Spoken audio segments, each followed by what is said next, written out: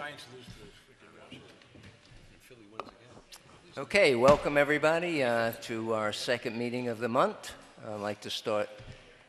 Danielle, could you always jump the gun, but this time The meeting tonight is for the conduct of the town business by the town board. The public is invited to participate as the items marked in the agenda public comment. During that segment of the meeting, if you have a question or comment for the supervisor, please raise your hand and wait to be acknowledged. Please state your full name and limit your remarks to 3 minutes. Thank you for your anticipated cooperation. Thank you very much. I'd like to start the meeting off with the Pledge of Allegiance, please. I pledge allegiance to the flag of the United States of America and to the republic for which it stands, one nation, under God, indivisible, with liberty and justice for all. Please remain standing for a moment of silence for our brave men and women fighting all over the world for democracy and freedom, especially those in harm's way.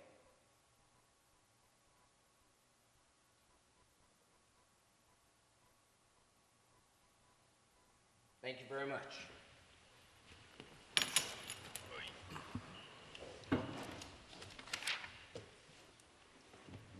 I'd like to have a motion to amend the agenda to add the 3 estimates that Councilman Koenig got for us for the tree removal down at the packaging plant down at the Milton Landing. I'll make that motion. Need a second? I'll second it. All in favor? Aye. So moved. To approve the agenda as amended, I need a motion. I'll make the motion to approve the agenda as amended. I'll second. All in favor? Aye. Motion to approve minutes from the September 2016 Town Board meeting. I'll motion. Second. All in favor? Aye. Aye. So moved. Authorized payment of bills for $141,181.65. Motion. Second. All in favor? Aye. Aye. We have no presentation today. It's going to be a workshop meeting, so if anybody has comments on the agenda for any of the other topics, Today's going to be mainly G, right? we want to try to move this along, so this way people would watch the debate tonight, or the football game. Whatever one. Both. They'll both be rough. I hear the football game isn't that great, so. So basically, on the workshop topics, I just want to talk about the budget tonight and leave A, B, C, D, E, and F out. There's really no movement on those 1, 2, 3, 4, 6 topics. Also, old business, the same there. There's really there hasn't been any movement on any of those topics. The new business we talked about is adding the bids for the cutting of the trees down at the Milton Landing or the Sewer plant. packaging plant. So, with that, I have no correspondence. So with that, I think first of all, I need a motion. First of all, I'll give you the bids on the tree removal down at the sewer plant. I call it the packaging plant because that's what Tony Falco used to call it. First of all, Acorn Tree Care was the $3,600. Di Lorenzo was $2,750. Top Seed was $4,100. So I recommend that Di Lorenzo do the tree cutting. I need a motion on that for $2,750. I'll make that motion. I'll second it. Second. All in favor? Aye. So moved. And this is coming out of the This was the sewer district of Milton. Yeah. Yeah, it's brought to our attention by Councilman Koenig that those trees are really leaning on that building, so we want to take care of that. So let's talk about the budget, 2017 tentative budget. Anybody got any remarks on the tentative budget? That would be you, Judge. Yeah. This time you make your comment. We're on the budget, we're doing that as a workshop, Judge. So Any comments on if that? you have any comments or anything on the tentative budget, I think you handed out a whole thing. I got it before. right here. You want to come to the microphone so we can hear you? Yes, please. Please? I know we had a couple meetings upstairs, and we couldn't come to an agreement on some of the numbers up there. And when you asked me if I was going to consent to that tentative budget, I said, no, we weren't. So I wanted to come down here. I didn't know, I know we have 5 board members. I don't know how many knew what numbers were what. I've since found out that maybe some of them weren't aware of what pay structures were. So I said, I'd rather put stuff together and pass out a package for everybody to look at, which I finally today, actually I couldn't get our court rankings today because the New York State Controller's Office website was down for like the whole day, which I find like amazing that the Controller's website was down.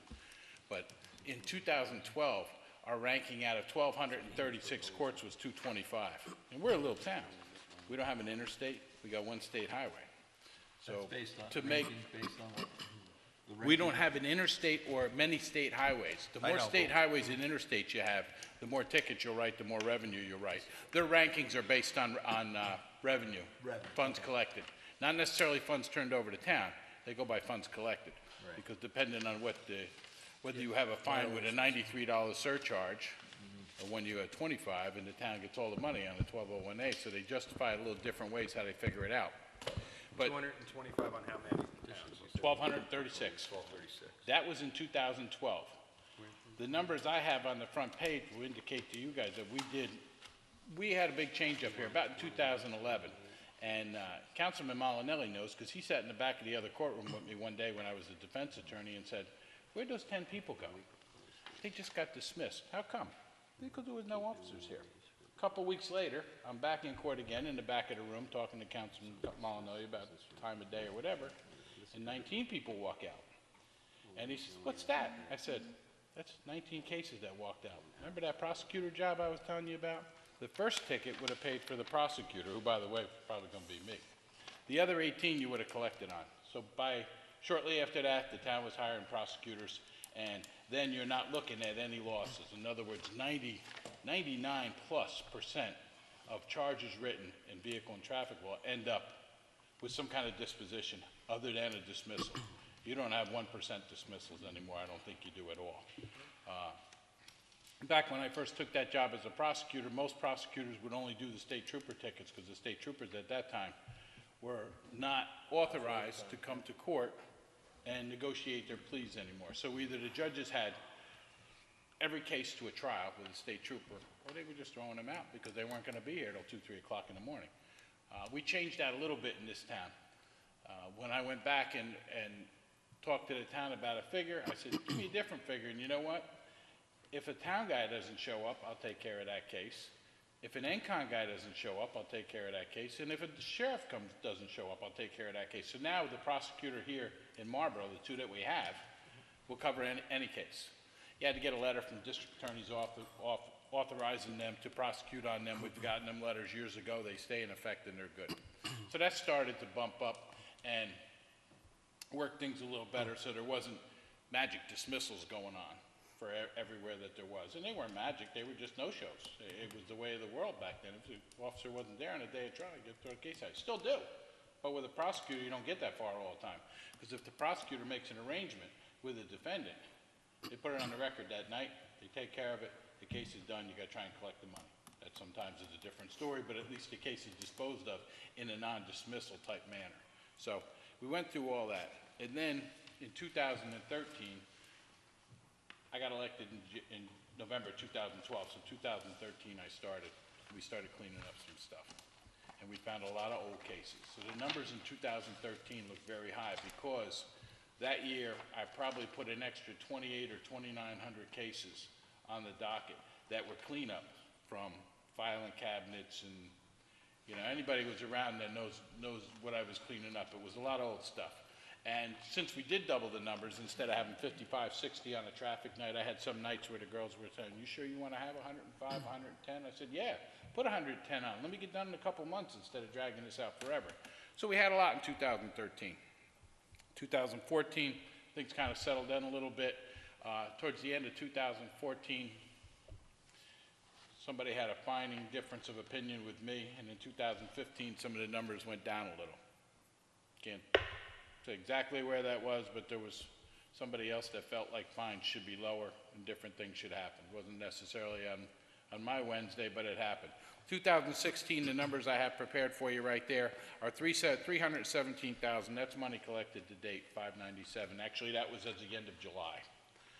July 31st. I couldn't get the really current issue ones because August report that went in, they just don't spit it back out from Albany yet.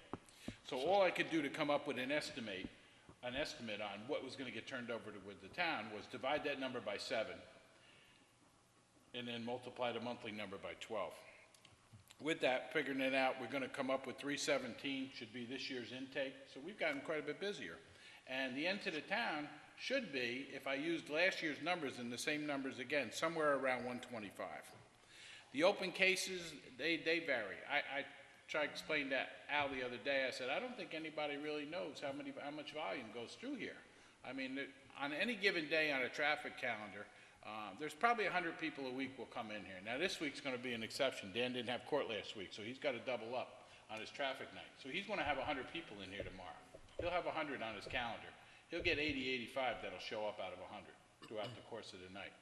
But usually, our traffic calendar is somewhere around 40 to 50, and our criminal calendar is somewhere, mine's usually between 50 and 60. So there's 100 people in here a week coming to court between the 2 nights. They're not coming here to just roll in off the street. They get mail sent to them. It's all got to get processed. They get scheduled. They come in and out. So the lady's got to process like 100 cases a week on an average between the 2 courts. Back in 2012, we had 1,063 cases. That's what was filed. Last year, we were at 1,400. I got 1,034, but I think the way I have a hard time getting numbers out of some of the computer programs. If you guys play with any of the state programs, you know exactly what I'm talking about. I couldn't get a real read, but right now I know there's more than 1,034 because I have a feeling a month or 2 aren't lagged in yet. What's an Chief knows if anybody. Chief knows that, I'm not getting cases unless they're coming from him or some of the other agencies. So when I tell you that we're 40% busier than we were in 2012, I don't think I'm exaggerating any, do you, Chief? The numbers for me for 15 are about right. Mike, what constitutes an open case, and when does the case become closed? Once it's disposed of one way or the other. Disposed of isn't always collecting the fine. If they take a plea on a criminal case, we log it in the computer. When it gets logged in the computer and goes to Albany, it's wrapped up. Collecting the fine is another thing. Albany treats that separate with us. Okay. Same thing on traffic tickets. They take a plea tonight, but they may not necessarily pay for 2 weeks or 4 weeks or 6 weeks. So some of these could be a year, 2, 3 years old, these open cases? Our open cases, I got on the next couple sheets, I have the disposition on the cases that were open and closed. In 2016 so far, 2,143 were open this year, according to this. But you know what? I don't know where these tallies come from. They say we closed out 1,977 of the 2,100 already. That could be. That would leave 200 open. Yeah, there's 200 open probably. Easily so. And then, you go back a year and it has 2,747 and it has 2,500 disposed of. So there's about the same 200. They could be carried over from the column on the next year. You see what I mean, Howard? Because it's like there's 200, and that's probably not far off from what me and Dan have open on any given time around here. Easily 200, because if they're counting vehicle and traffic, I know it's got to be higher than that. That's why I know the numbers are not right. Because if I have, if he has 40 or 50 vehicle and traffics, and I got 60, that's 100, and they're, they might be back. A lot of them are going to be back in 2 or 4 weeks, so it's hard to tell what's actually carried over. They all, you might have 1 or 2 old cases in there, real old, but they have, if you go back and look at 13, they have charges received, 3296. Now, I believe this, charges disposed of, 3631, 400 more than they're filed, because it was old stuff, but we were clearing them up. Same kind of numbers in 12. We had prosecutor days in there where a lot of stuff got put on. 3,200 were filed, but 3,500 were disposed of. So you can't always tell exactly what's disposed of. On any given day, do we have 200 open cases that aren't disposed of? Yeah, probably more. I would say we probably got closer in the back room right now, open, all the criminal cases to, 400 to 500 criminal cases. And probably on any given day, there's 400 tickets sitting back there that haven't gotten a court date yet or have been adjourned and not disposed. And that's just the nature of the beast, because they roll in, they come in. People have time to plead not guilty, but the ticket's in, it counts once it's in here. Then you gotta write them a notice and have them come to court. And that could be a month or two before they get in here. And then sometimes they wrap it up and sometimes they don't. I went through and found some numbers for the court clerks. Their national average is a little bit higher than what we got around here. And that's been that way for the 4 years I've been here. And we talked about that for 3 budget sessions with Scott so far, and I think this is my 4th. Al's with him this time. I think this is the 4th time together, and that's why I said I want to put some numbers together. Every time I would hear something about this one, where they had a part-timer back then, and they didn't have a part-timer, and then somebody got a raise. Well, the raise they were talking about was when the part-timer became full-time. I don't know if you consider that a raise when you go from 17 or 20 hours to 35. You do got to pay them more. Is it a raise? No. Not if you double the workload, but I would just be happy to get them at somewhere close to that average. I went in here today, and you could go on other towns just like you can go on our town and find out everybody's salary. So I pulled up what some of the court clerks were. None of them were the 32, 36 numbers I'm looking for. They were all quite a bit higher. The only one that had some lower numbers was Gardner, but I had a hard time using Gardner's court for anything because they have like 5 or 10% of the numbers we have in here. New Paltz and Lloyd are a little bigger than us. Their volume's a little bigger, but not a whole lot because they spread it out over 3 clerks. So they got 3 of them to pass it around to. But Gardner's numbers were just so small, I couldn't.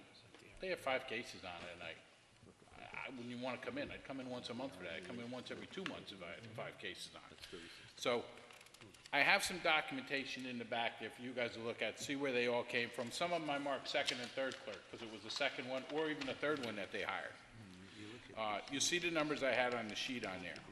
Then I went and pulled up the same thing on the judges. I couldn't find anybody down at our level, 29.5 and up. You should check your councilman's salaries. Well, they got a Nobody different interested. job. You don't have to put anybody in jail at night, do you? You don't have to come down here at 2 o'clock in the morning. You don't have to deal with arraignments. You're not in charge of the safety of the public or keeping the defendants in check when they're brought in. That's a different job that they give us. I've been here 9 We do have years. to listen to 8,000 people, though. Huh? We do have to listen And to they do call us in 8,000 the middle of the night, by the way. You do, but not 100 a week. Oh, 24/7, well, if you think they don't come up to us, they come up to us. They all want to talk to you about the case, and then you got to nicely tell them, they can't talk to you. Okay. They, I read this today, I just have a couple of questions. They had a JCAP resolution when we had the courtroom. They managed to get 30,000. They did that for a new courtroom. They don't do that all the time. Normally, it's about 3. The resolution I have on tonight, I just threw that in there because it is a resolution. Is one of us video security around the back. Actually, I'll juggle it around when they see if they approve it. They approved one for Lloyd for like $7,000, so I think they'll take part of ours and do it again. Lettering across the top. When they painted that emblem, I had them leave it down because I figured someday we would get Town of Marlborough written across the top. Picture of it in the back. Jerry Starpoli was the only bid I got for it. He does nice. He's got them embossed plastic letters, gold. They'll look nice up there. There's something to put up there. But there was a 3rd item too. I forgot. Oh, some tables for the front to keep the defendants back a couple inches from leaning over on you. Court officers get antsy. So, I mean, other than that, who said they had some questions? Ed, were they you? I just had a couple of questions, looking through the salaries, because I compare, I would like to rather compare Highland, and, you know, I'm not counting the Windsor, I've been in the Windsor court, and it's a little bit different. And by the way, I'm looking at their starting salaries. Like, I have no problem with some people who've been here 8, 9 years and things like that, but when someone's starting, they don't even have a full year under their belt. I'm looking at what these, you gave me enough information to show me that she is, when she started at a similar salary to these other clerks did that are in a similar position. And that's the problem I have with that particular item, because she's here 8 months, okay? And I don't understand. I'm looking at this. I'm not looking at this one you circle because that's somebody that's been there 10 years or 8 years.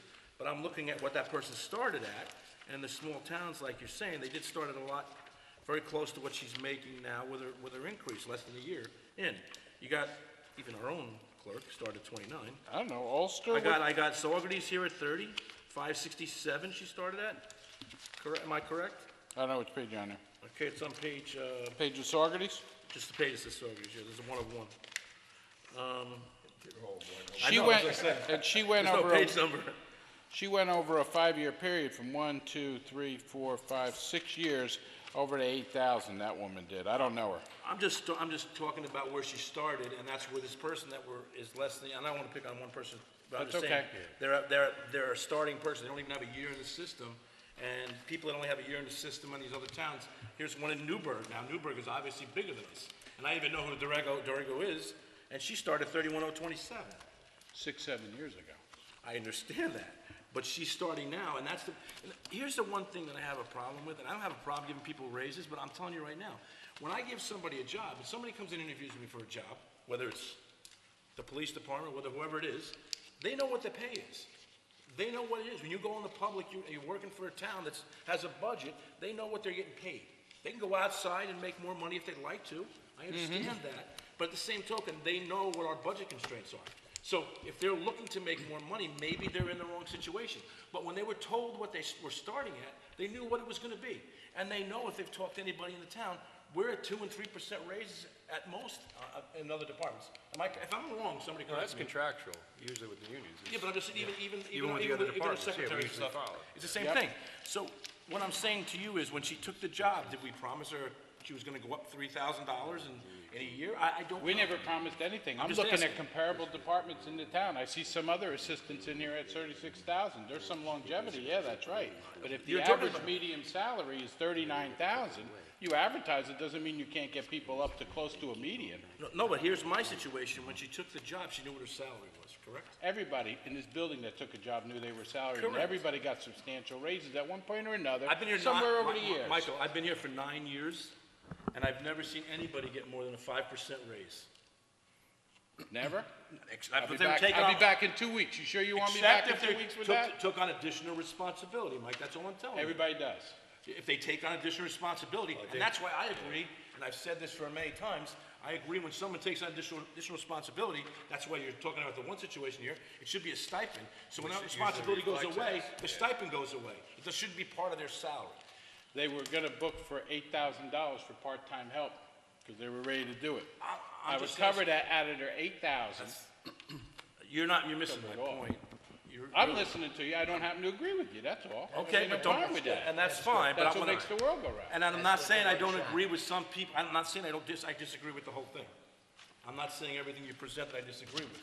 I'm just saying I'm tired of being here and sitting here for 9 years, and somebody comes and takes a job, and they know they gotta pay 10% into their medical, they gotta do this, they gotta do that, and they take the job, and a year down the road, they want it to all change.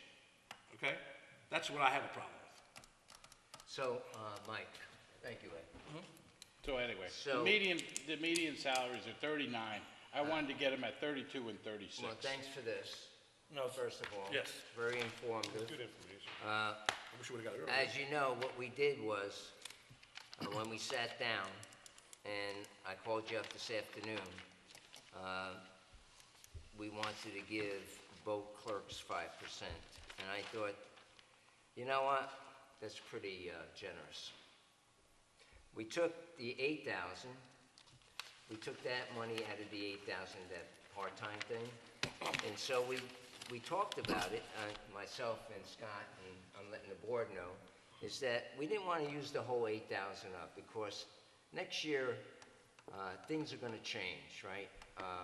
We don't know if we could give those two individuals raises, so we wanted to keep it as a cushion.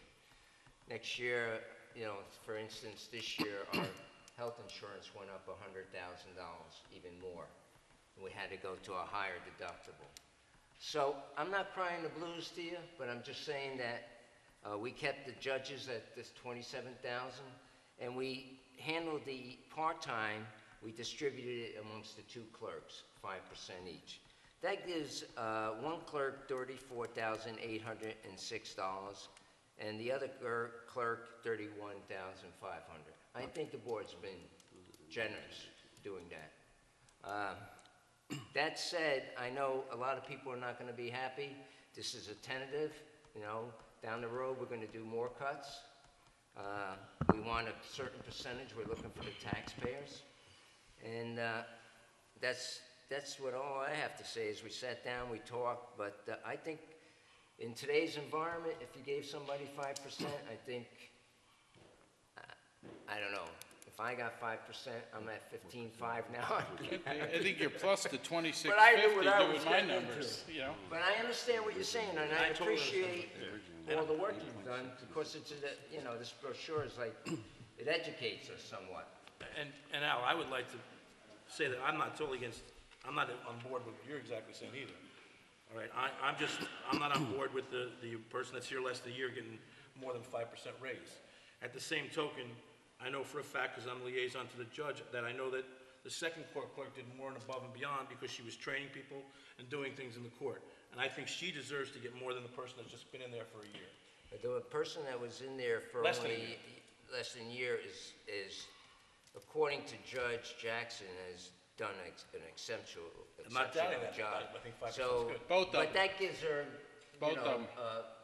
somewhat of a cushion. I don't know if the rest of the board agrees. I don't mind giving that 5%, using the 8,000, taking that 8,000 and leaving like $3,500 or less in that line budget for part-time. I don't know what the rest of the board I would feels. rather, I'll tell you what I would do, I have no problem with bringing the court clerk that's been there for that while up to the 36,000. She's a senior court clerk there. The other one's fine with I'm fine with the 5%. I really don't, with the revenue the judges have brought in the last 2 years, since we've had the two judges that are here now, I don't have a problem with them getting a raise. I think that justifies a raise. They're helping the town, and they're helping the community. The only one I don't agree with is the bond. 36,000. But that's because he's only here a year, and that's my opinion, and I'm, you know, I'm gonna stick to that. That's the way I feel. I appreciate that. The rest of the board have any opinion on this whole justice thing? No, I think the. It's a workshop meeting, Yeah, so we yeah. can talk. No, I think the information presented was great.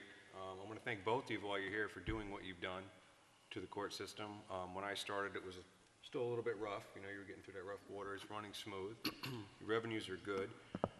We're not trying to be Grinches, but we're dealing with the reality of we basically have a ceiling, and we have to basically make everybody happy and you know, justify our actions to everybody.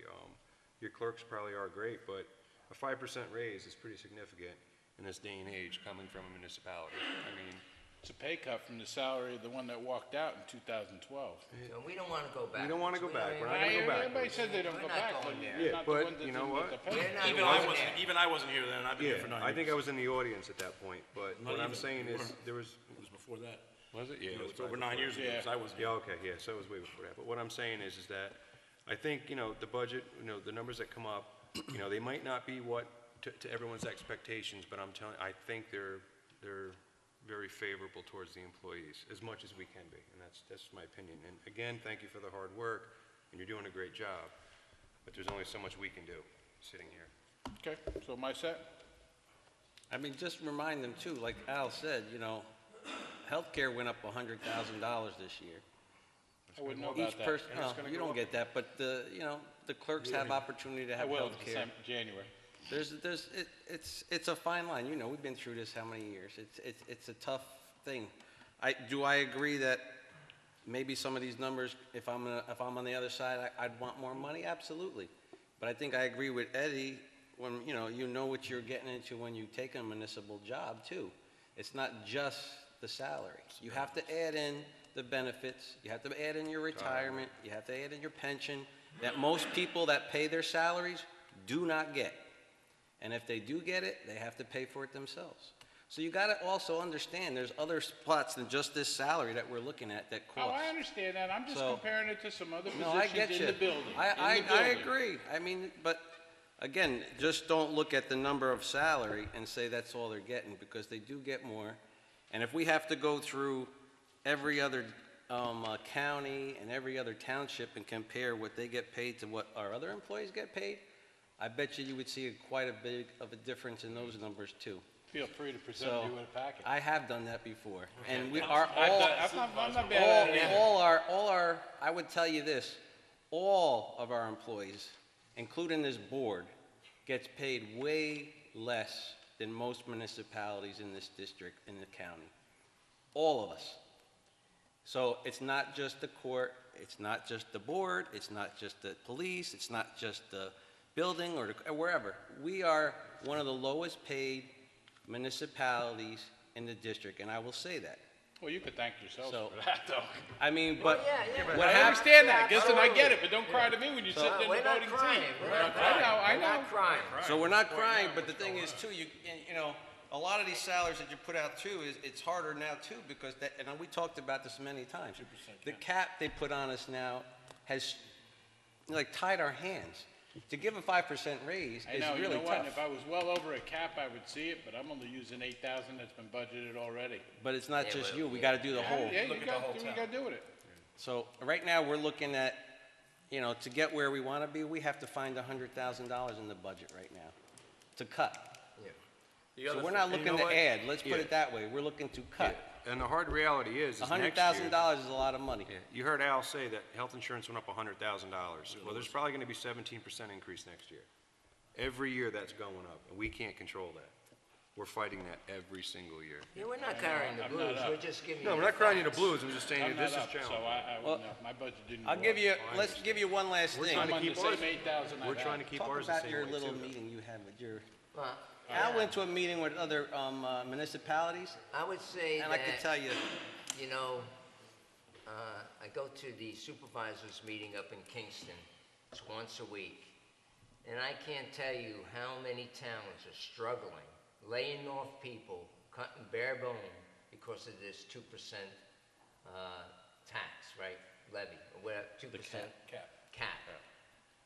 I mean, and maybe the reason why Marlborough's in pretty good shape, because we've been good stewards of the taxpayers' money, and we don't get paid much, so. But the bottom line is, there's a lot of towns in the county that are struggling. I mean, because of their infrastructure, they had to get bonds, and, you know, it's, you know, the legislator up in Albany really has to look at this. And, you know, you could override it by a majority vote, but we haven't done that. And a lot of towns have done that. Well, I don't think the town of Marlborough is in a position to look at overriding because of the school tax issues we've had over the past few Right. years, It's a which shame that we have to. we have to. But, no, but my point is, we're doing our due diligence. No, And, I you know, agree. one of the things is that we're keeping things low, and we're being generous here to the court, and I just want that known, because a lot of other towns are struggling. Yeah. We're fine. The other thing I have, Al, is if you're gonna do a percentage, then even looking at this, even if you don't agree with what I proposed, you still have a 4.52 raise for the senior clerk that's here the longest and a 5% raise on the other. Well, no, I changed it. I changed it to 34,806, which gives it a 5%. 5%? Okay, Yeah. I don't have that. Changed that to 15. Okay. 1656 Okay, in the change column. thank you. because the $36,000 rate, Eddie, would be an 8.6% rate. Yeah, I know, I figured it out. So my comment is, right along with the rest of the folks, I appreciate what you've done here. We all appreciate what you've done in the past few years to get the town court back into better shape. This is the first I've seen these numbers, really. So from just what I've heard in the last 10, 15 minutes, I think what Alan and maybe Scott are proposing is a reasonable compromise. So that's my feedback to your presentations. I appreciate it, and we'll see what happens going I have forward. one other thing to say is that I was in the court liaison for 9 years, and the way the court's being run these last couple of years, I'm very proud to be a part of it. I'm glad that we got involved and got the prosecutor in there, which is a big plus for us. And I think you guys are doing a really good job, and you've heard what I said about what I thought it would be. I thought it should be, and, you know, I'm one person on the board of 5, so that's my opinion, but I think you guys are doing a great job. I don't even know that. And the clerks, when I come down to see them, are always working, so that's all I can say. Thank you. All right, thank you. Thank you. Thank you. Thank you. Get off, hand up. You want to, You want to say anything, Dan? Dan, would you like to say anything? While you're here, Dan, what we never get to really Not see yet. is a board, like, how's it been your first 9 months here? You got the two of yous here, it's like pretty fun. I think it's really been running excellent. I think we have a good team there with, Mike, Rick, Renee. Let's face it, they run the court. Mike and I are out during the day, and I come in, Renee is completely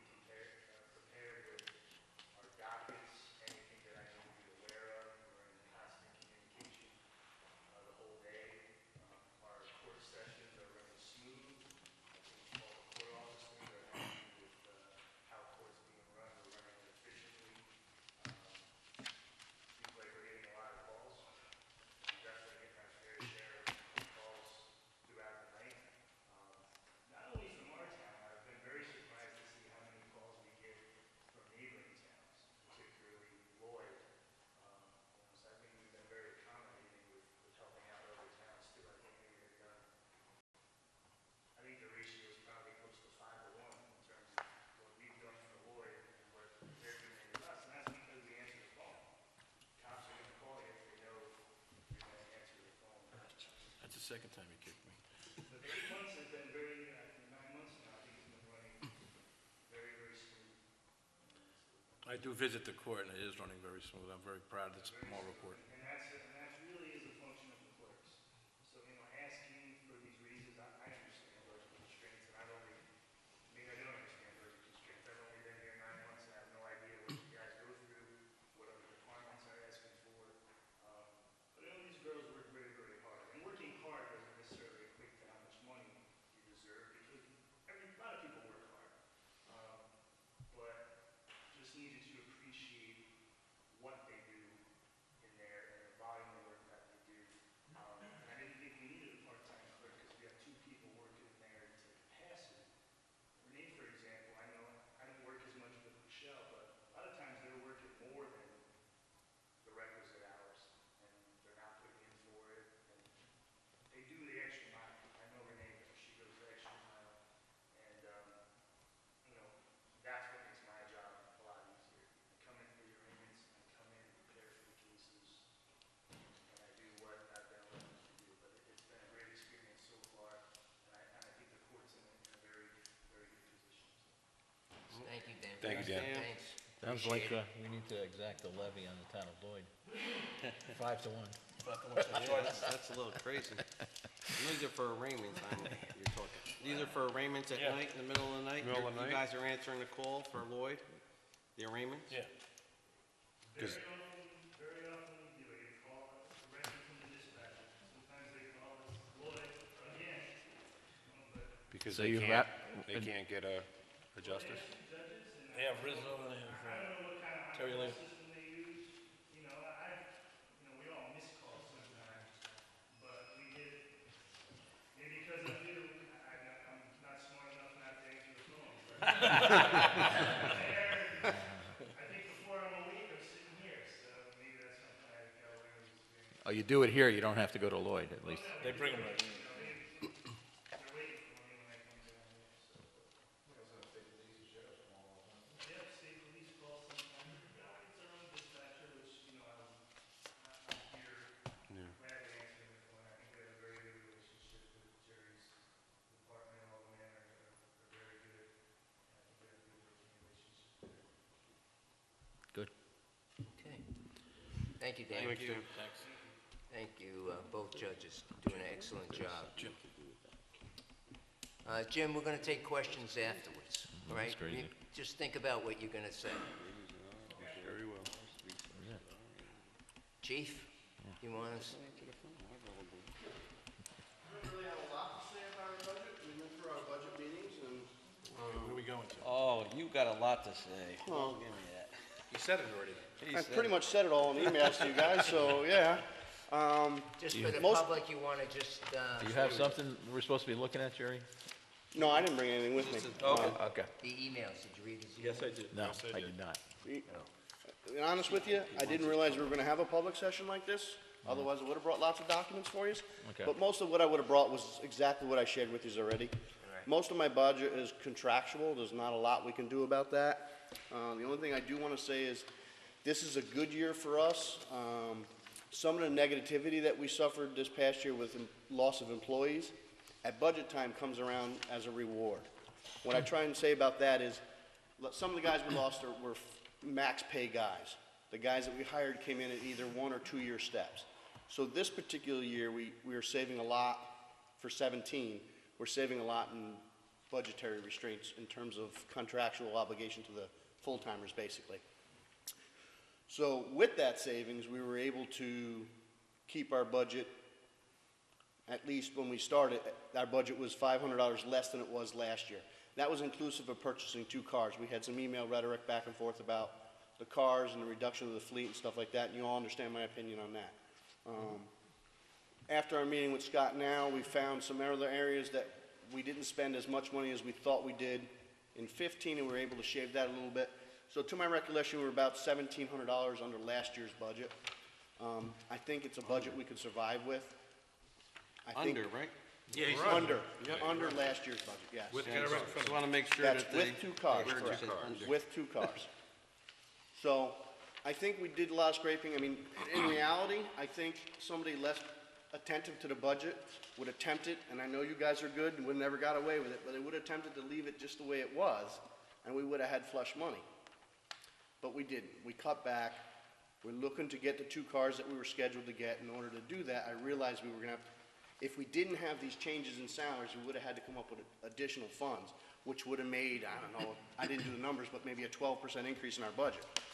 Fortunately for this year, and even, it's gonna be this year and next year, and then by the 3rd budget cycle, we're gonna start realizing those salaries are gonna go back around to what they were in 15. So, for the next couple of years, we should be pretty good with our budget, staying around the same numbers, projecting no other losses of employees and stuff like that. You're all well aware that we have 2 that may be looking to leave. One was with the state police, who did get passed up for this upcoming academy, but there's always the next one. And the other guy really hasn't made a decision one way or another, so that's, none of that's in stone. But, again, Could you, sorry, Yeah, no problem. the rationale why, we were thinking about cutting one of the vehicles out, and this wouldn't be the right year to do that, because as you Alright. said, we're under budget. Yep. And it might be good to do it this year, and then next year it would be 1 car, and the 1 car would be a patrol car, which is less than would it be for an SUV. correct. So, Maybe I just said it. just about you Just did. did say it. So what happens, there was discussion about removing a car out of the fleet. Obviously, that will complicate the replacement cycle. Years back, most of you guys, all but maybe Howard was here, we had a fleet issue where we didn't buy cars for several years in a row, which caused the board at that time to have to purchase, I think it was 4 cars, which was a huge hit to a budget, because we didn't do a replacement cycle. So we sat down, we looked at the cars, we looked at the mileage, we looked at the number of the cars we had, and we come up with a 2-1 replacement cycle. Buy one year, 2 the next year. So this particular year, we're in a 2-year cycle, a 2-car cycle. If we reduced the current fleet size, the mileage on the cars that would be left would increase exponentially. It's not just by 100 miles, it's by thousands of miles. So the current cars that we would have wouldn't last quite as long. We'd never be able to maintain the replacement schedule we set up with. This particular year, with the savings that we have, we kind of buried the purchase of that second car by using those savings in the salaries. If we don't buy that second car this year, we're probably gonna have to buy it next year when salaries go back up, and then that's gonna be a huge increase to our budget. Or even if we skip a year and we get it 2 years from now, my budget this year will be so far behind, it'll be a monstrous increase, 20% maybe, if you include the salaries and all that stuff that's gonna go up every year, plus buying a $40,000 car, is gonna throw our budget way out of whack, and we'll never be able to catch up, especially with a 2% cap. So, Jerry, then we discussed, And I that's think- what we did, this 2-1-2-1. Well, we did the, discussed that. yeah, Yes. actually, when I came on is when we had the fleet that was just, it was in horrible shape. correct. I had Jerry run the numbers of what his annual maintenance was for the previous 5 years, and the average, it basically came without brakes, tires, and windshield wipers, it was $17,900. It was almost 18 grand. Okay, so almost $18,000 a year. So that's when we enacted the 2-1-2-1 schedule to get back up, and, just so we keep, because the vehicles you want to keep between 10 years and 100,000 miles, that covers all your heavy warranties, and it really will take the bite out of any major repair that has to be made. And I spoke to not every one of the board members, but I spoke to quite a few of you and just said, we're asking an individual, an employee, a town employee to go out on a rescue call, and sometimes they have to drive 85, 90 miles an hour to that emergency call when someone needs the assistance, and we were sending them out in the road with a car with 175,000 miles on it, and it's just not safe. I'm more than support for you buying the 2 vehicles this year, and keeping the fleet at the same level as what it is. I saw you had a very good argument about why we shouldn't cut it, and I totally agree with you. There are special events where we do need the vehicles, we do need the coverage, and they are in use, and it will actually save our fleet and save us money in the long run, as opposed to just cutting one car off and letting it go, because we're just gonna tax the other cars. Jerry, what do you put on a car a year? I think we talked about I think, in that email, it was around 12.5 is the average. Now, when I say 12.5, some cars get a little bit more, but other cars get a little less, so I took the average It's for the them all. only thing I wanted you to be aware of, if you're aware, Dodge right now has reduced their powertrain warranty to 5 years, 60,000 miles. I just wanted you to be aware of that. Knock on wood, with the Dodges, we never had a problem with the powertrain. let me correct that. This past year, we did have a problem with one car that was still under its mileage warranty, and Dodge did repair it, and it was considered a motor problem, or an engine problem. But fortunately, other than that, all the cars that we've ever had, starting back in 2006 when we started getting the Dodges, we've never had a transmission problem, never had a motor problem. Even on some of the cars that we got rid of at 130,000 miles or 135,000 miles, never had an issue with that. It's the other maintenance stuff, the front ends, the brake lines, things like that end up going. Unfortunately, fortunately, we maintain two Durangos. They're two SUVs, they're Durangos right now. We don't use those as regular patrol cars, so the life expectancy of those vehicles are a lot longer. We just got rid of, this past spring, one of the cars, which was an '06 Durango.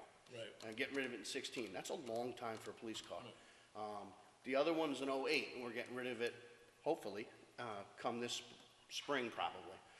So you're looking at longer lives on those cars because we use them less. If we consider reducing the fleet, those vehicles become the police cars. They will be used every day, all the shifts, and they're not going to last as long. They're not special purpose cars for that. The police cars are. So I encourage the board to look at those, look at the numbers, look that we can bury the car this year without any increase, actually a savings of $1,700 over last year's budget. So let me just fill the board in too on some of our conversation just quickly too. You know, because Jerry's gonna, he'll talk to you till ever to get this car.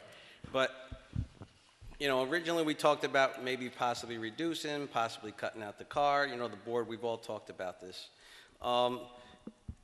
Jerry went back and he really cut back on his budget where, you know, he showed to me and Al that he really wanted this vehicle, but not just wanted this vehicle, needed this vehicle, all right?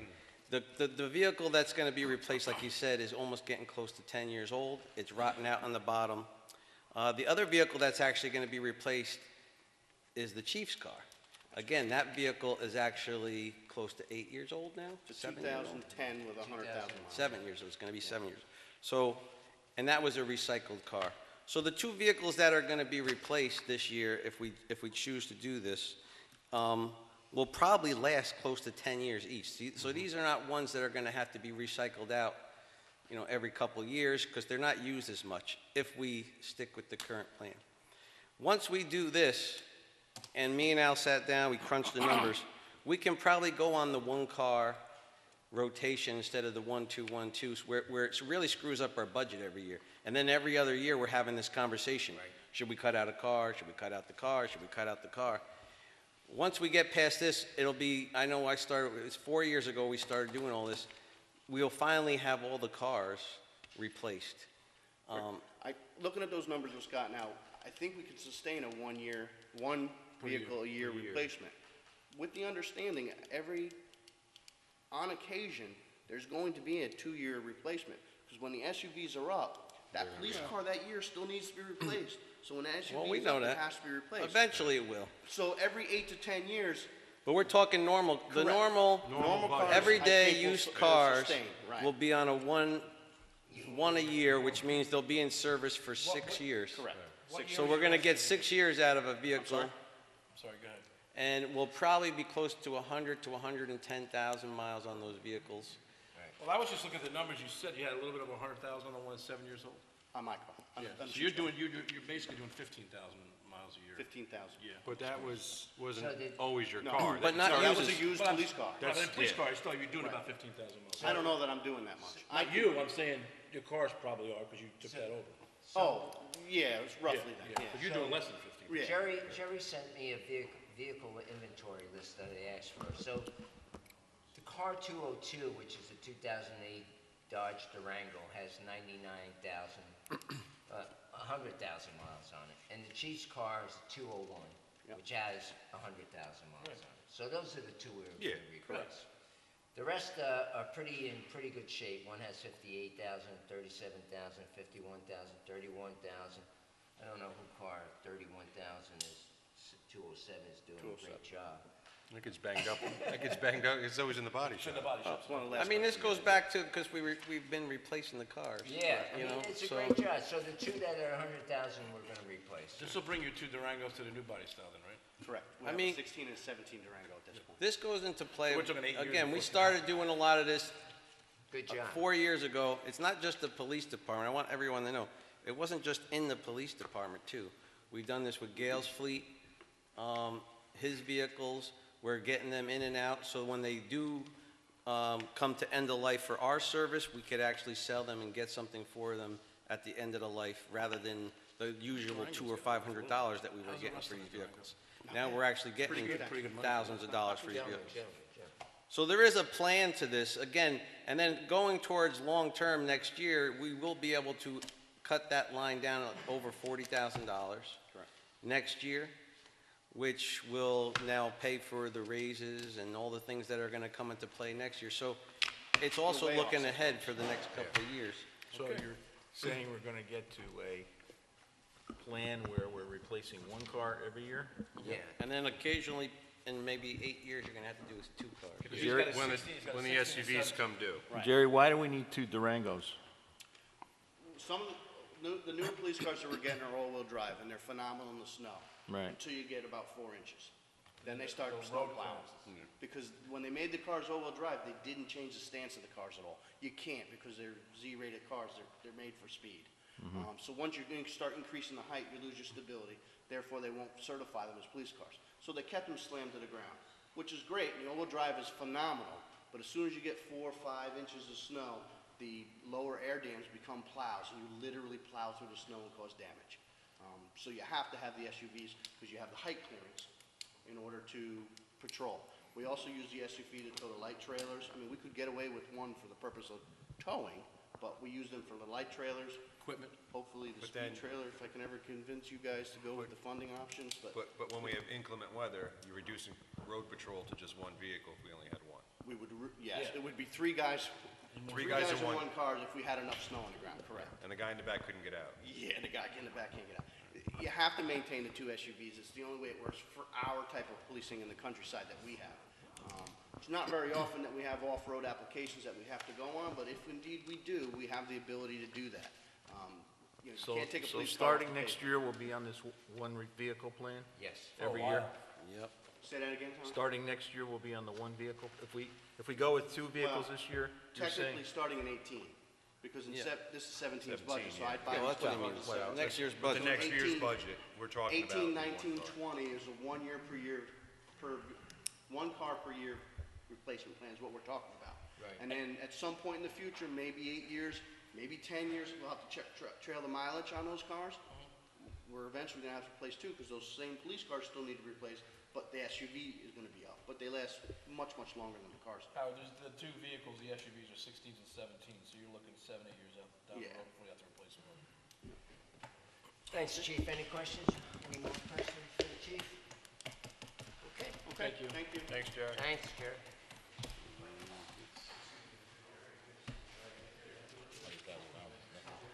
Jim, you had a question? But I understand in their cars. Actually, a couple things I want to say.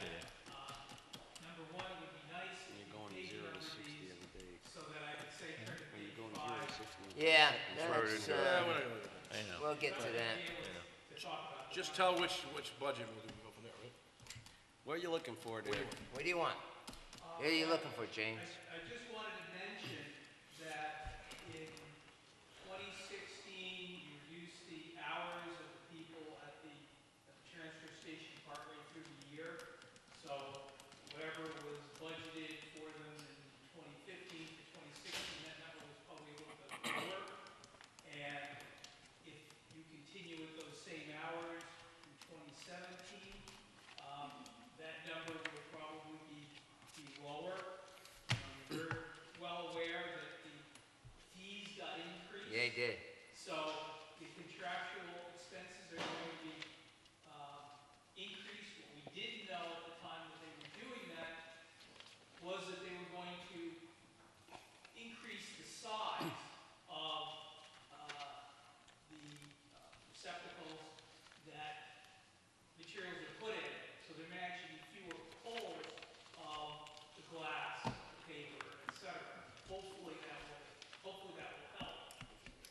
The other thing that you should be aware of within the budget in terms of the revenue is, I'm sure that when you raise the fee from $4 to $5, there was probably a rush on buying punches, so that when you actually look at the revenue for this year, it may be higher, and next year may be lower because people will be eating through those $4 punches. So I just wanted to mention that to the board when you consider Yep, these numbers. Thank you. thank you. Thanks. Ralph? Ralph? Mr. Walters? One of you mentioned the tax cap. What is the allowable increase based on a 2% tax cap? What's the calculation this year? .73? What'd you say, Ralph? I'm Say sorry. that again? The actual rate for The the tax rate? cap?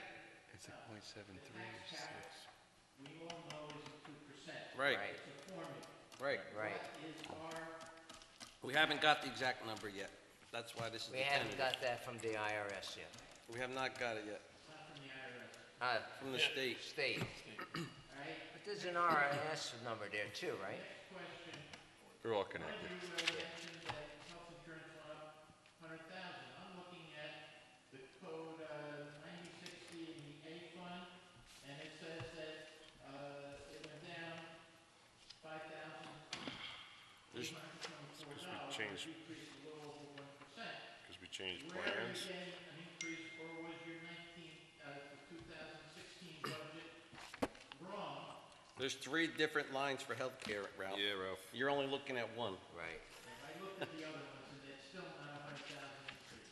We also took a different plan, didn't we? That's because if you want to know, the last year we had, you got to understand how you budget healthcare, okay? Healthcare now is with high deductibles, right? So when you plan it, you have a plan of what the cost costs, right? So the actual plan cost, what you pay every month, and then the town has to pick up the deductible because that's how we do it.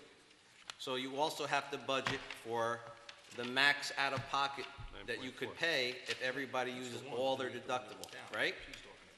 So last year you budget X amount of dollars, and I forget what the number is off the top of my head, but it was close to 400 to $500,000, somewhere in that range. That's based on using all the deductibles, all the co-pays that we have to reimburse the police, all the different things. But yet, with the high deductible, you don't actually use all that money, right? Because everybody doesn't use all their deductible or all that, but you still have to budget for it. So you're not gonna see the $100,000 increase in the line because we have monies in there that are left over from last year's monies in the line. So you might only see X amount of dollars of an increase, or if I remember, we didn't even have to increase it that much at this point. No. Because we chose a different plan. We The went to plan a we higher have, deductible. the plan we have, I could show you right here, Ralph, is, it's actually, the plan rate is actually a 1.3% decrease, but the deductibles are much higher, which actually increases, it gives you that $100,000 increase over the actual last year's budget number. Actually, plan, I should say.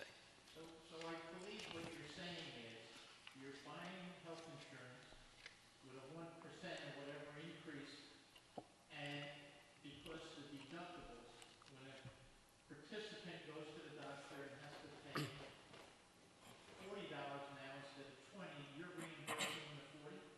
We pay for all the deductibles. Last year, the deductibles were $1,400 for a single and $2,800 for a family, right? This year, those same, with basically about the same plan rate, those same deductibles are now $3,500 for an individual and $7,000 for a family. From $2,800 to $7,000. But they only get that if they spend the deductible? No, what happens is you have to go, when you go to the doctor, you're covered, but you have to meet your deductible amount first, right? Which they have to, the patient has to pay. Yes, but the town The town pays it. pays it. Well, in the real world, In the real world, that's a different the story. employee pays, so why not get these contracts rewritten that all employees pay their own deductible unless the doctor performs? Well, if you We could, tried that. if you had a magic wand to It do lasted that, I like- would love to say. And if they Ralph. don't like it, Ralph, can't do that. Ralph, we went like 3 years, like, negotiating health insurance. So Like, there's we where did you pretty see good. the increase is really in the deductibles. Right. From 1,400 and 2,800, now is 3,500 and 7,000. So you have to make it budget for the max out of pocket that we could Doesn't mean we're possibly gonna pay. spend Doesn't mean all we that. spend max out of But- budget, though. We or use pocket. these high deductible plans because for a taxpayer, it's the most we could possibly save in the long run, because if everybody doesn't use it, right, we don't have to pay it out. And then we're allowed to give you that money back in next year's budget. Like this year, we're giving back $200,000 of the taxpayers' money because we have that extra money that we had budgeted, and we give it back. So it's the same thing. You have to sometimes over budget, but sometimes you're actually under budget. Well, it's not that we're over budgeting, Scott. you're budgeting to just the max. covering- You're covering to your max. You're budgeting to the possibility of the worst-case Yeah, scenario. so that's not over budgeting, that's just No. responsible budgeting. That's all it is. So when we say there's a $100,000 increase, that's where it comes from right there. When this employee gets reimbursed, whatever that number is, Now, this year's, there is no, they don't get reimbursed for nothing. That's what I'm trying to tell you. We get billed directly. There is no, right now, it's a deductible plan with no co-pays, no nothing. The employee's gonna walk in, show them their medical card, and they should walk out, okay? And then we get billed directly for the deductible. the employee is not paying it at the doctor's office. Correct. Correct. Correct. That's correct. Well, now, let me tell you this. They're not supposed to, but I will tell you this. The doctor will probably try to ask them for it, because this is what the doctor's offices do now today. They don't wanna wait. They don't want to wait for the money, and Well, 10% of the insurance people will actually pay it, and then they will bill the insurance company again, and they'll pay it too. And this is what happens. So we tell all our employees, when you walk in, you're not supposed to pay anything. Now, some doctors say, well, if you don't pay, I'm not going to give you service. So Go find they end another up paying. And then we have to go after the doctor through our insurance to get reimbursed. It's a lot. Insurance is crazy today. But we tried to make this year's plan as easy as possible. Last year's plan, it was a deductible and a copay. This year, it's just you have a deductible and there's no copays. It's paid in full. That's because of the high deductible. So you're going to we're making it as easy as we possibly can for not just the employee, but for our bookkeeper. And we actually have the biggest bang for our buck to possibly save money when you have a higher deductible, actually. So that's where you see your increase at. What plan is this? Is it Blue Cross? MVP. MVP. And just as again, a point of information, I bring it up every time. When you put out a document, you're listing the Marlborough and Milton Fire in your document. The only thing the town of Marlborough does with two fire districts is on the tax bill, you collect the money. If anybody has a question about the fire budget, they go to the Board of Fire Commissioners, either Marlborough or Milton. Yep. Comes to your public hearing. Prior to boards that brought it up and they start discussing the fire district budget, it is not to be discussed at your public hearing. Correct. Correct. You're the only one who's discussed it. Because every year it comes up and then we start the discussion and I have to. I haven't heard anybody discuss Correct. it. We just I don't collect think- their taxes. He's They the do only their one own who brought it budget. You're the only one that brings it up. So you will see a budget for, you will see a budget for them, and you will see a revenue line for them. Right. And it offsets in our budget, but we have no say in their budget. You're right. Not even a budget item for you. Yes, it is, actually. It is a budget item. It's But right we- here, it's a we- budget and a yeah. revenue, right here, Ralph, okay? Okay, let's All right, let's move on. So, thank you, Ralph. But Thank you very much. Thanks, Ralph. anybody else? Anybody else out there that'd like to talk? Yes, Mike, how are you? Haven't seen you in a while. In regards to the deductibles, why do they look such a steep rate? Why? I don't know, because that's what medical insurance can do. Why did mine go up Why- 17%? Why do we regulate the price? Let's not go there. We're not gonna get into that, Mike. Why do we regulate the price of a gallon of milk? I think There are probably a lot of reasons that we could discuss, but we're not gonna talk I political. can tell you, we had 3 meetings with healthcare provider, and me and Al lost some sleep at night a couple times of trying to figure out how we were gonna have these plans and what plan we were gonna have, and we came to a conclusion that this was probably the best one right out as far as simplicity, the cost, and actually possibly of saving money within the year of not paying out all those deductibles. You know, I talked about the supervisor meeting that I go up in Kingston. You know, there's a law It's always the hardest thing to help. that each town can't get together and have like one big, Yep. you know, Conglomerate. dealing with one insurance company to get the rates down because of density, you know, each town. There's a law that you can't do that. So every town is on its own, Towns can't do it, but school districts can. you know, Does that make sense? doesn't make sense. No. Yeah, so like if Ulster County had one plan, Probably and we with could me- all do it. Now, we could all go a night shift, which is New York State insurance, which the police would love. It's self-insuring, right? But if you look at those rates, They're way up. you're talking about $300,000 increase to this line probably, easy. So they don't make it where it's affordable, or we would probably do it. It's a racket. But why they go up, Mike? It's It's a a free racket. market. You right? know, there are some insurance companies, I don't wanna say it, a little greedy, like the drug, No, I'll say it, Mike, it's a racket, that's why. Yeah. And it's unregulated, and nobody has the cojones to stand up to it, that's why. Big lobby. All right? You can regulate the price of a gallon of milk, but health insurance can go up 17% a year. I mean, Mike, we have plans here that we could have chose were 22% That's a matter of public increase, record. 26% increase. I mean, it's just outrageous, the numbers. No, I know, I'm just saying, no, yeah, we We all had- agree, it's out of control, Mike. 40% increase, 30, I mean, it's And then, crazy you know what, how Mike? much these numbers Next are. year, the five of us are gonna have the same conversation, because guess what? It's gonna go up again. It's gonna go up Ralph? again. Nothing we can do about it. How many town employees get a buyout if they're covered by a spouse's plan? And what There's- is the buyout? There's a few, I don't know exactly how many, I think we, 2,000. 2,000 something for the buyout.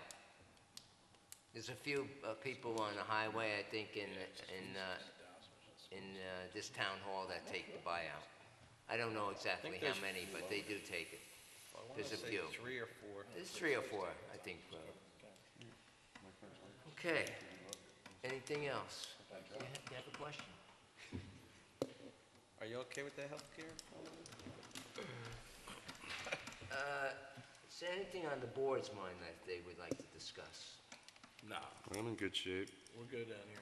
Thanks So- for looking this way, though. So you guys, just so you know, so we're still on budget and this is a workshop. So when Al and I met with Chris again, you know, if you look at the last page, obviously now, when we added all the new things in as far as insurance and some of the bonds and all the payments.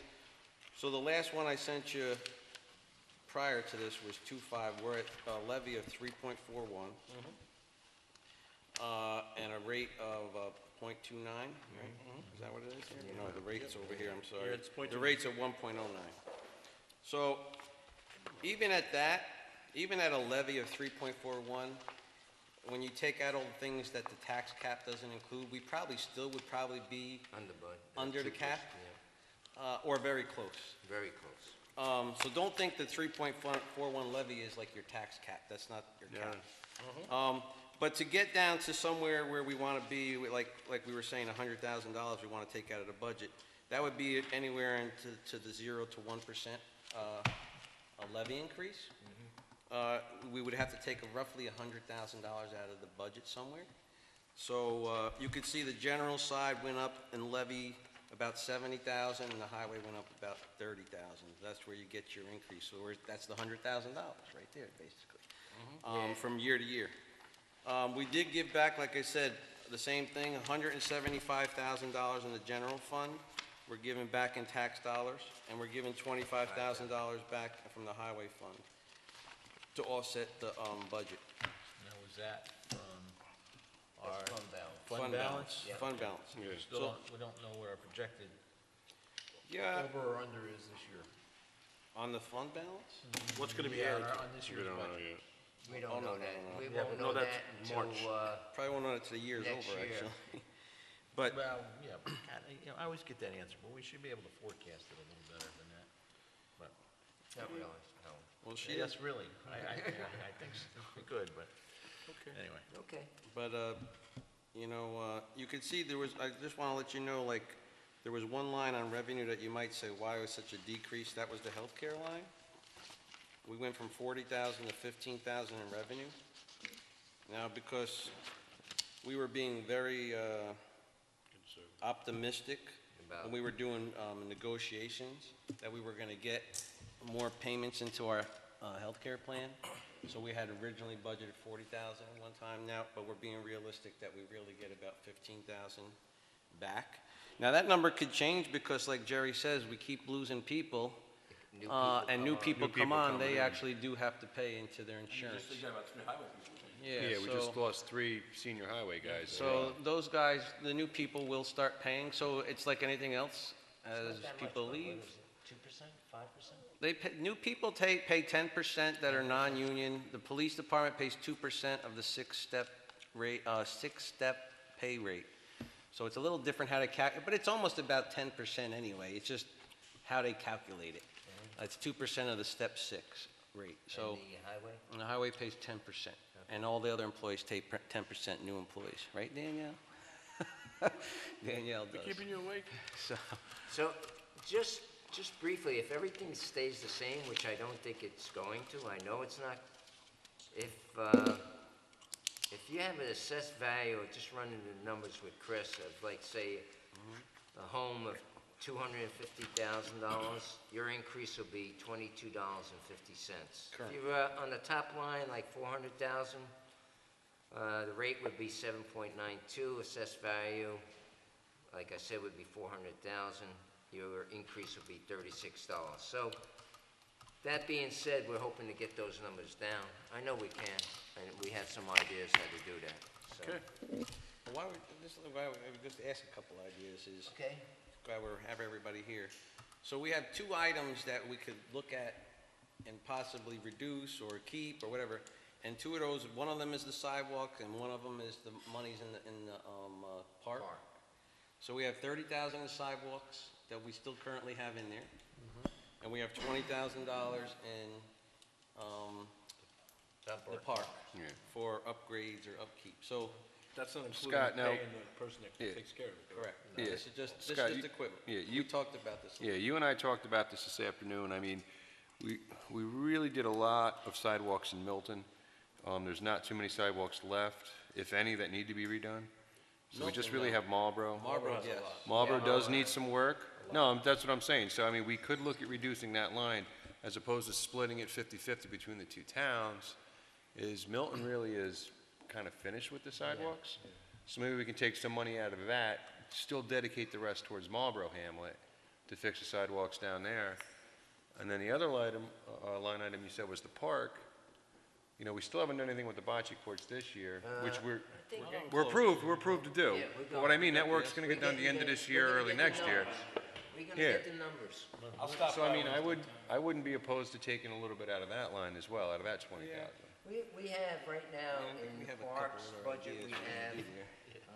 because of the recreation fees during the playing board, we have 20,000 in there now. Yeah, I saw the $20,000 in there, but I mean, Okay? So if we were to eliminate the 20,000 and be a wash, we have the 20,000 to do what we want next year. what you wanna do anyway. Huh? What you'd wanna do anyway. Yeah, Yeah. right. So. And then we also, and, on the sidewalk the side, sidewalks, we got a 250 grant. from coming in. Sunshine. Yeah, so that'll take big chunks of Marlboro. So- That was my I'm- question. Are you comfortable, you think we're gonna get that grant or not? depends if you get it. I mean, Yeah, you're right. if we go for the 9W sidewalk, then there's still a lot of other sidewalks in Marlboro. I know Grand Street's the one we really wanna yeah. do, right? That's the one I really wanna look at, Grand Street. Yeah. Grand Street needs to be done. Grand Street So and West that's a Street. long That's a strip. Yes. I would not want to touch those, either one of them, so, Just saying, those are 2 bigger items, you know, but they're not really big. they're not big items. But they're $50,000. There's some worth. fuel Yeah. costs we have to look at to get precise numbers of what we actually spent this year. I think we're a little high on some of our fuel lines right now. I gotta think with all the stuff we did over there with the shared services and working with them. Yep, so I think we're a little high on some of our fuel. We did reduce, Jerry did look at his, we've reduced his some already. But I think there's some fuel costs we could look at. I think we could do some more stuff. Some more cutting. So you're more or less, you might be in favor of removing the 20,000 because we have 20,000 now. Yeah. And if the Bayside goes, we'll have a lot more, hopefully. That'll bring in 106,000. So you're not sure about the. That's rec fees, Howard, you said no. Yeah. I Rec always talk fees sidewalk. came up to that, but rec fees for Bayside's like 106,000. Oh, yeah. That'll put us. That'll put us in a good spot. Yeah, and the 30,000, maybe we could cut that in half, Howard, 15,000? No, I don't believe in cutting either one of them. Okay. I would be opposed to it. I mean, 30,000, yes, I know we did most of the Milton. We probably could do more in Milton too, but certainly in Marlborough, Grand Street, West Street. West Street was one of my top priorities. We didn't touch it. No, I got the whole So, list of all the and big items. The 250,000, yes, if we can't use that for, the 9W sidewalks, Right. then yes, that would be a big boost. We could use a lot of that. But I think we still should go after, and we are gonna go after the sidewalk along 9W, right? With Yes. 250 as a match. 250,000 So, was okay that we could use I it think, as a match. for now, I would leave the 30,000 in there for the sidewalks, and we don't have to spend it. So- If we run into So what, no problem. the sidewalk goes from 9W to where it costs $250,000 as a match? No, we're looking for a tap. James, put your hands down. I saw you. The TAP grant is, we discussed this with the DOT. That would be from Young's to Western Avenue on the west side of 9W. The TAP grant, you could go up to $3 million. But what we did was we asked if we could use the 250,000 Scartato sidewalk member item as a match. So that puts us to $1.1 million. And so we're having Larios now doing a calculation of what that cost would be. And so we're putting a pre-application into the DOT, and they help you go through the process and see what's gonna So happen. explain that to me again. You're gonna go from Young's on the west side, Young's Avenue, Yeah, on the west side, to Western Avenue. on 9W. So, There already is a sidewalk in front of the middle school though, right? yeah, no. The new sidewalks would be 5 foot, would be ADA compliance. If But you there's look a in front of the sidewalk there. memorials, Not a the new very- one is not a on very good the other side, is up to the north, right? So There's a sidewalk, When they did the new light, they put that sidewalk there. to the So north this of the new driveway. sidewalk would come right to there. If you look at the memorial, it's blacktop. If you look up by Mr. Croner's place, it's the Yeah. whole sidewalk's a shot. So that total project cost would be, because it's a 5-foot sidewalk? We're hoping it's less than 1.1 million. You would think it would cover that easily.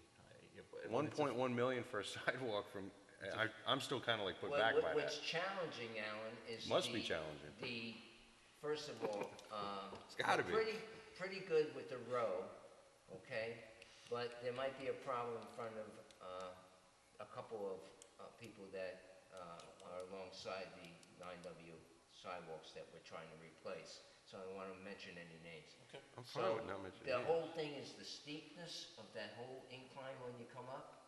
That's challenging right there. Yeah, the hardware. So, basically what I'm saying is, I really don't know the hard figures, but I asked Dennis to do it, and I'll find out on the 26th before the grant, the application for the pre-grant is due on the 30th of October. Okay.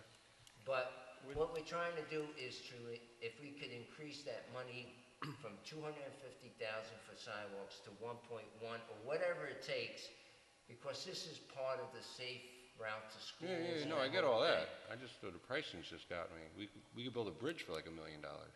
Does seem like a high figure, but I understand where you're coming from, but there is a new sidewalk to the north of the driveway that comes down from the middle school, but in front of the monuments, that's not really much of a sidewalk, all the way to Bertzel Avenue. Right. And from Bertzel Avenue to Kroner's, that's what we're talking about, a That's what 5-foot wide. So in front of Lions, there might have to be some curbing Not done. a Bertzel. I don't know, you know, it could be Coincides way with less than that. So how it coincides with That's on a road. We're doing our due what I diligence mean. to keep it. $2,000, yeah. DOT's involved. Well, you know what, the whole I'm thing just- is, yeah. we got an estimate way back in 2008 to do that, and it was $450,000. That's 8 years ago. I'm gonna build sidewalks. Logic. All right. I don't know. I just got confused, guys. I'm sorry to delay the meeting. I just Okay. was- needed some answers there, I'm with clarification. Howard as far as decreasing those two budget lines. I think they should stay. Well, then where are we gonna decrease it from now? I mean, that's what I'm saying. I don't wanna decrease it, but where would you go for it? How much do we need to decrease it by? And we needed to decrease it, we'd like to decrease it by 100,000. Yeah, they're looking for 100,000, we'll really be close to almost like 0.4%. So even 50. But if we did 50,000, we'll be about probably 2%, a levy increase. How much you think you're gonna be able You to do? can't keep, we talked about this earlier. too. Yeah, you can't keep going to zero. Just decreasing. That's why we- Eventually, there's nothing else to cut. And that's why I All wanna right? keep something like that in the So at some point in budget. time, you're gonna have a levy increase of 2%, but at the same token, your tax rate, your tax cap, you're Yeah. gonna be well under, right? So the question is, why do we always come up with about a $200,000 surplus at the end of every year? Am I wrong about that? Between $100,000 and $200,000? Years ago, it was 300 and something thousand, so. Well, now we're finally getting back to reality. Right, so So where does that come the from? And fund balance originally was $723,000. And then we took out last year, 175 and 50. I'm sorry, it was originally 898,000. Almost 900, right? Yeah. And then we took out 175 and 25, 175 from the 898, which leaves us 723,435 of taxpayers' money. Right. Wait. Go ahead. And in the highway, we started off with 327,000 and took 25,000 and ended up with 302,74765. So now, this year, we're gonna take 150,000, 175. 175,000 out of 723. And then 25. So you see, That's not what I was talking about. I know what he's, I was talking but about. but what you're our- saying we went up, or we're not going up anymore that No, much? what I'm saying is we always misshoot our budget. We're always under budget by roughly 200,000. Used to be 300,000. In my recent experience, it's like $200,000. We're under budget at the end of the year. I think Which you're we getting fold into- closer and closer to with the You mean realistic under budget, prices. Because under all the budget. fat is cut out. I mean, that you're thinking that At we, the end of the year, we have an excess of surplus? surplus of roughly go 200. into the fund balance. but to that's go in not the fund. necessarily true this year. That's what we're saying is, Well, what was it last year? when I first, what was when it I the first end of- started, there was almost $2 million in there. I'm not talking about the fund balance. Okay, so that's where we're getting that money from. When you're saying 175,000, where do you think it's coming from? The fund No, balance? he's asking, I'm not- He's asking why it's Answer that over. question. I get what he's asking. You wanna see No, no. what is- Why are we contribute, at the end of 2015, we said we are over X amount of dollars. That goes into our fund balance. That is roughly $150,000, $200,000. We're not saying that. Where do you say we say that? Didn't we have an excess in our No, budget? who said we said that? Where did we say we had that? That was my understanding, so. This 175 could be from an excess of 8 years ago. Okay, so were we What's our over budget or under budget last year? We don't know We yet. don't know yet. I asked that question We weeks don't ago. know in August, September of You won't know till 2006. next year. No, you don't know because he's talking about there's, 2015. You won't know the next year. I'm talking about 2015's budget. Oh, that one. Yeah. Yes. What did we put in that year, would you say? That's what I'm talking about. She hasn't Were even. we over or You under don't know budget? yet either because she hasn't even she on paper she knows, but she hasn't even transferred All the right. 175,000. That's all On he's asking. paper. I don't What is know it? what- What I is it don't- on paper? I That's- don't know what the We are number is. over budget. I think we're Under rather budget. under budget in 2015. We didn't spend our budget, right? Right. By some amount of money. Some amount of money. Which would be into the fund balance. Where did we not spend that money? That's where we should look in terms of lowering our budget going into 2017, I think. That's, I understand what you're saying. I know what you're I saying. know what you're saying, but I just want to make sure you're clear. When we say we're giving I 200,000 understand that. back, I understand that. that money could have came from 8 years ago, I'm not talking too. about But that's that. not what I'm he's just saying, talking Max. about But I know the- what you're saying. I'm talking He about wants to know the what 15 gave us. 2015, we didn't spend all that we budgeted. He wants to know Let how me much. find that out for you. Well, Where did we not spend it? Save Let that me for find next out meeting. that. Somewhere we had an excess. Okay. you have an excess in a lot of areas. Well, then obviously Instead of taking we're this 20 or we're not $30,000 out, budgeting take too it well out. there. We oughta- So this is the problem though, Howard. If you start nickel and diming every single line, next year you're over budget. Where's that money coming from? I would think Christine could tell us No, consistently. you cannot tell from year to year exactly how much you're gonna spend in a municipality. It's an impossibility to do so. This is not a personal business. This is a municipality. Things come up every single day that will never be unforeseen. And some things on the fly change like You that. don't think that happens in businesses? Okay, but what I'm saying is you have to over budget certain lines. You cannot just say, I'm gonna Okay. budget exactly. Okay, I'm saying For a over budget line. a little less Because then than next what you year, have. you gotta raise the tax, and now you're gonna be a 6% tax rate You increase. have history that tells you that you've over budgeted Yeah, over but years every- and years every and years. year it Every year changes. How, Okay. I think we're, like All I right, said, so it the changes insurance. here and it goes up here and it But- goes down but there. So, technically- let's- You know- it's a percentage of the overall budget. I agree. Let Okay, me so get let's these think- numbers for you. we'll get the numbers. What is our total budget? But technically, if we're only doing it by $200,000, because we have to, as like Scott says, but every year we give 175 back. So it's a wash. We're actually right now 200,000 in the hole, if you wanna look at it the right way. We're 200,000 in the hole. Because we're putting 200,000 in the budget. Right. If you really wanna get real, Yeah. we gotta cut $300,000 Right. out of the I budget. agree with you, and that's not sustainable. All right, so it's unsustainable is right. Let me get those numbers. All right, You let's guys are do, gonna talk that loud, I'm leaving. let's do resolutions. I wanna go warming up for the debate. Yeah, come on. Okay. James, I just want to make a point about the recreation fees. When you think about the recreation fees, the purpose of the recreation fees are for capital improvements to the recreation. We know that. We know that. You say buying a set of swings there, that's a capital improvement. We know that. you know, Talk about, yeah.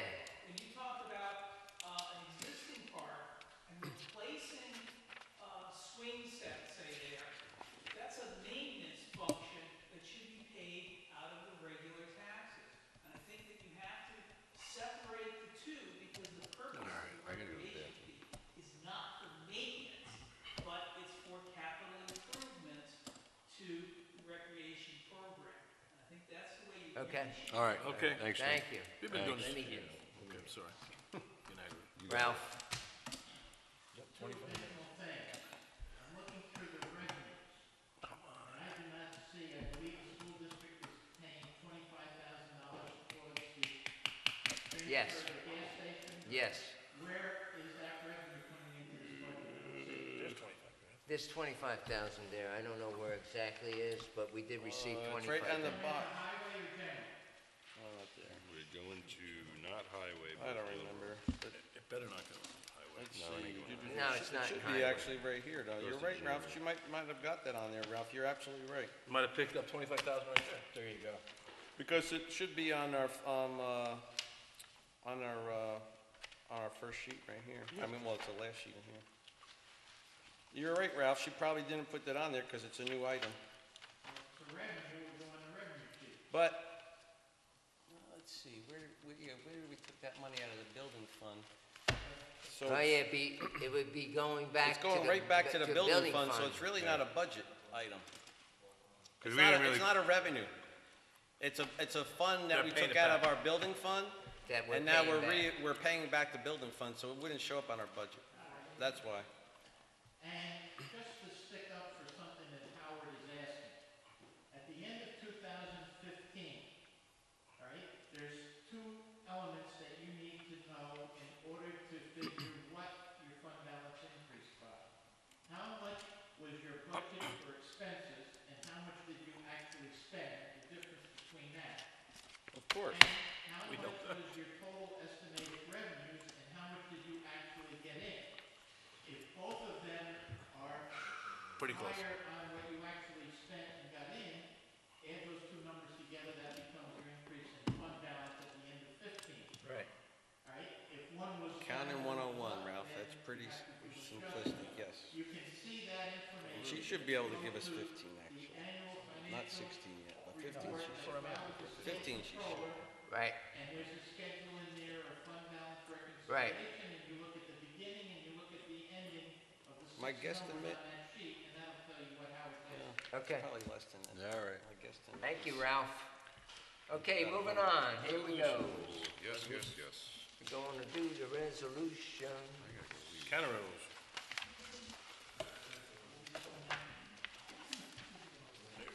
All right, Resolution 86, to authorize Supervisor Lanzetta to sign a new contract with Mobile Life. Supervisor Lanzetta proposes the following, whereas Mobile Life Support Service, INC, conducts general ambulance service for the town of Marlborough, and whereas both parties have agreed to retain the service, and whereas the fee shall be the following. Contract year 2017, January to December, is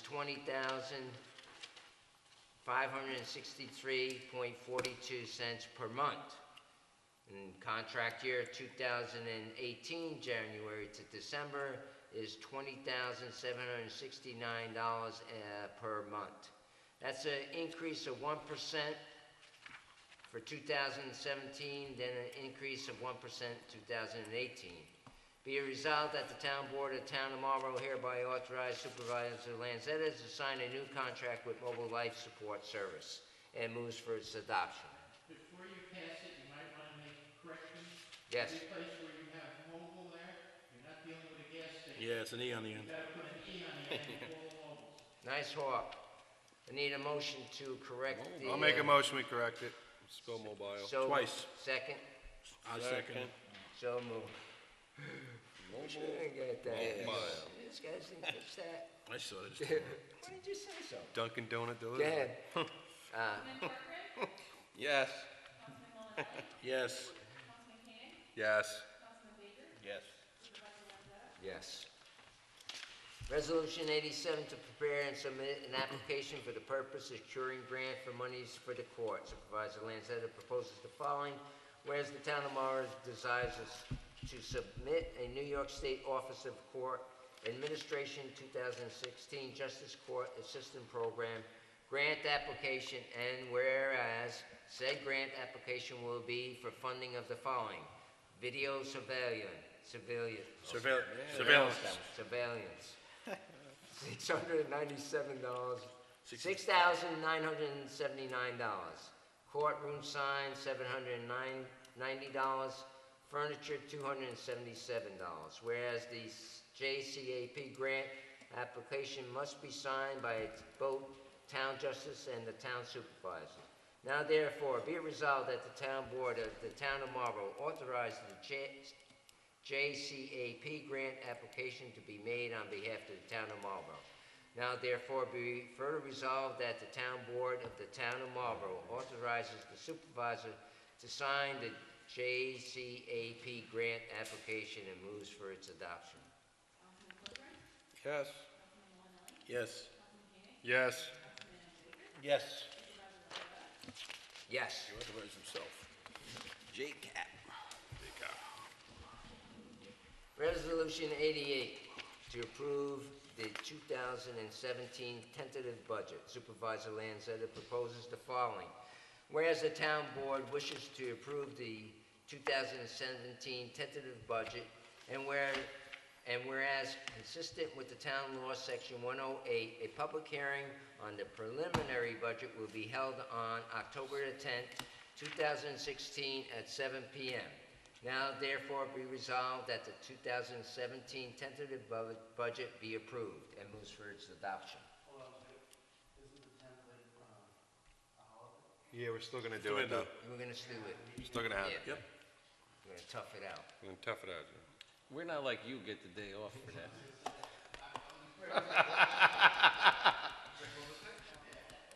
Columbus Day. And moves for its adoption. Councilman Corcoran, Yes. Councilman Molinelli, I may not be there, it's Columbus Day, but I'll say okay. Councilman Koenig, I'll be here, yes. Councilman Baker, Yes. Supervisor Lanzetta. Yes, I'll be here. I didn't get invited to this. Yeah, that's a, Resolution 89 to appoint part-time police officer Supervisor Lanzetta proposes the following, whereas the police committee has interviewed for the position of part-time police officer, and whereas it is recommended of the police committee as well as the chief of police to appoint Greg Hogenkamp as part-time police officer. Be it resolved that Greg Hogenkamp be appointed as part-time police officer effective immediately. And moves for his adoption. welcome back. Yes. Councilman Walnilli? Yes. Councilman Koenig? I never wanted to accept his resignation, yes. Councilman Baker? Yeah, let me just submit a public apology to Greg. I was supposed to interview him last Wednesday at 6:15. Yeah, we turned into a phone interview, but I was a little late for that, so I apologize. But the only reason I wanted to interview him was just to talk to him. I didn't really want to decide whether to vote yea or nay for him, because I already knew we were going to vote yea for him. But I have ultimate respect for you, Greg, and we're all very happy you're back on the team. So, yes. Danielle is waiting. Yes, welcome back. Yay. There you go. Okay? Can I motion to adjourn? Yes, you can. And I'll second it. Did we pay, oh yeah, we did pass your, Yeah. trees. All in favor? Alright. Alright, so moved. Thanks, gentlemen. Baby. Thanks. Yeah, we'll get that, Howard, sorry, man. Try mine. That's 16, I'm like, yeah, 15 we should definitely. You did it? 15 we should be able to get. Yeah. But I don't know if we're, I think is, I don't know how much we're over budgeting anymore. That's the thing, we've been cutting so much lately. I mean, this is like probably the third, fourth budget. We're gonna go close to. Come up with a budget.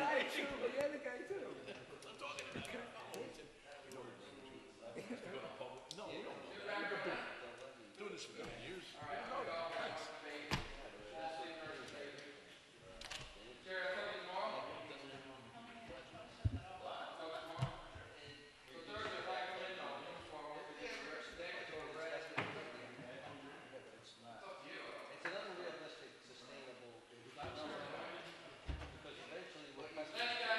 Congratulations. No, the tentative. We didn't do the preliminary yet. We're gonna cut the preliminary.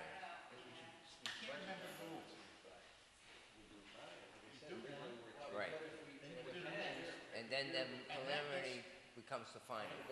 Public hearing is, just like, you have to turn the preliminary to the town clerk before you can have your public hearing. Then you can make changes. We got a now $50,000 after the public hearing. We can meet. You could change it up to November something. Yeah, no, from the day you turn it into the town You're clerk. getting 50,000 in this, You have to but public you hearing. have to do that in case, right?